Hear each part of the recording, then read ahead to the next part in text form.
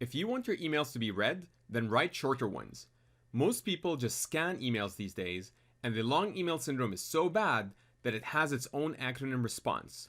The 4 letters you see there at the bottom, TLDR, stand for too long, didn't read.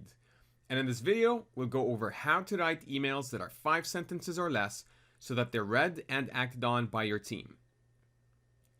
So let's start with a couple of advantages of writing shorter emails. The first is that you'll get faster replies. Now, according to some studies, shorter emails are read more often and are responded to more frequently. It's not a very surprising study, but it's good to know that this is actually backed up by actual research. And the second advantage is less fluff.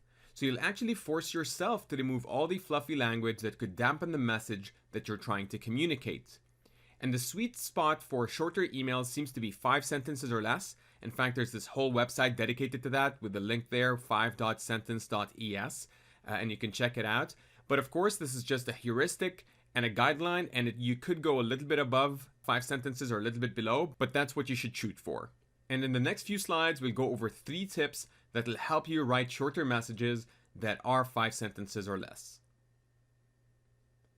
So tip number 1 is to know what you want. Now, most people don't know what they want when they send an email, they just think that they do. And I know this might sound elementary, but this is partly due to a form of cognitive bias called the curse of knowledge, where things might be clear in your own head, but not translated the right way in text. It's a pretty cool phenomenon. You can Google it and check it out. There's a lot of interesting studies that back that up. And the reason for sending an email should be 100% clear, and you should ask yourself, what do I really want the recipient to do or to know as a first step before writing a single word? The second tip is to get to the point immediately. So after clearly knowing what you want, get to that point as fast as possible and right at the beginning of the email. Don't dance around or pad your message with useless verbiage. Start with the most important information first. So if you want someone to do something, write out what those actions are. If you want to inform them, just say so. And if you would like feedback, explain that clearly as well. And that's how you keep your emails short and to the point. The third tip is to highlight a lack of required response or action. So if you don't need or expect a reply to your email, then state that in your message as well. At the beginning of such an email, I usually type FYI, for your information, or NNTR, which stands for no need to reply. And this gives readers permission that the response is not required, and it makes life a little bit easier for them. And it also helps them prioritize emails when they're overloaded. A similar one is no action needed, where you don't expect your readers to take action and the email is just for awareness. So here's a quick summary of what we just covered.